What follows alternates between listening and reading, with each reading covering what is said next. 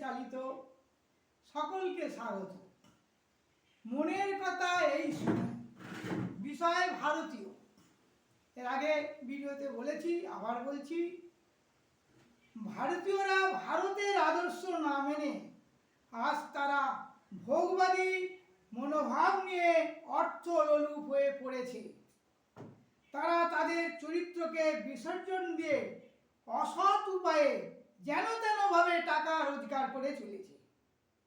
একটা প্রতিযোগিতা চলছে, টাকা রোজগারের প্রতিযোগিতা শুরু করে দিয়েছে। ভারতের আদর্শ হচ্ছে মানবতাবোধ, সেটা মানুষ আজ ভুলে গিয়ে অমানবিকতায় হয়ে দাঁড়িয়েছে। তাদের বিবেক বলে কিছুই নেই। আজকাল বেনামে টাকা জমা করছে, এমনকি বিদেশি ব্যাংকে জমা রাখছে। এইভাবে দেশের টাকা বাইরে চলে যাচ্ছে। আয়কর ফাঁকি দিচ্ছে, কারণ একটা নির্দিষ্ট পরিমাণের পর আর তারা রোজগারের টাকা সাদা থাকছে না। তখনই সেই অতিরিক্ত পরিমাণ কালো টাকায় পরিণত হয়। সমাজের একটা শ্রেণী সকলের ধরা ছোঁয়ার বাইরে চলে যাচ্ছে, আর একটা শ্রেণী মাথা কুটে মরছে, কিন্তু উঠতে পারছে না। আজকে অধিবিদ্যা বা কেতাবি শিক্ষা যা কার্যকর নয়, এই ইংরেজিতে বলা হয় একাডেমিক এডুকেশন দিয়ে কি মনুষ্যত্বের শিক্ষা হবে?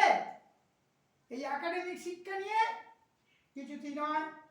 তাহলে এর প্রতিকার কি, রিমেডি কি?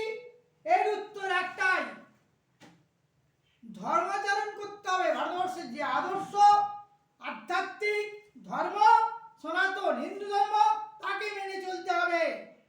আর কোনো যদি বোধি ব্যক্তির চরণতলে কৃতাঞ্জলি পুটে বসে সত্য, ত্যাগ, প্রেম ও শান্তি শিক্ষার অনুশীলন শিক্ষা করা। কোনো বোধি ব্যক্তিকে না পেলে স্বামী বিবেকানন্দের ন্যায় সমাজ শিক্ষকের আদর্শে নিজেদের গড়ে তুলতে হবে এবং ভারত সন্তানদের অনুপ্রাণিত করতে হবে। স্বামীজি বললেন, হে ভারত, ভুলিও না তোমার উপাস্য উমানাথ সর্বত্যাগী শঙ্কর। এখানে ভারত অর্থে রত, অর্থাৎ যিনি জ্ঞানকে বা জ্যোতিকে আদর্শ করে চলেন। সুতরাং তিনি ভারতীয়। স্বামীজির এই বাণী বিশ্বের সকল উন্নত আদর্শকামী মানুষের জন্যই প্রযোজ্য। অনেকে ভাবে স্বামীজি বোধ হয় ভারতবাসীর জন্যই এ কথা বলেছেন। না, তা নয়।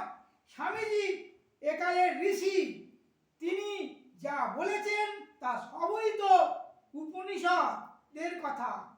ফলে তা সর্বদেশের সবার জন্যই প্রযোজ্য, বিশেষ করে ভারতবাসীর জন্য।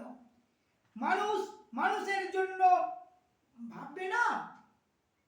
আর পাঁচজন মানুষ তোমারই তো মতো সুখ দুঃখে হাসি কান্নায় গড়া, তার দুঃখ তোমার দুঃখ ভাবতে পারছো না কেন? তার সুখে সুখী হতে পারছো না? তাহলে দিক তোমার শিক্ষা দীক্ষা, তোমার অর্থে সম্মানে দিক দিক দিক। এই আমরা শিক্ষিত। মানুষের জন্য ভাববে না। দুষ্ট করি। জয় ভারত, জয় সনাতন ধর্ম কি জয় হো। সত্যমেব জয়তে। সত্যের আশ্রয় ভারতীয় ধর্মকে মানুন, ভারতীয় শাস্ত্রকে মানতে হবে, ভারতীয় আদর্শ সত্যে বিচারণ করতে হবে, সত্য পথে চলতে হবে। তিনি ভারতীয়। ভারতবর্ষে জন্মালে ভারতীয় নাগরিক হওয়া যায়, ভারতীয় হওয়া যায় না। হ্যাঁ, ভারতীয় বড় কঠিন। আমি নিজে পড়ে সনাতনী হিন্দু ধর্ম, ইন্ডিয়ান সিটিজেন। হ্যাঁ, নো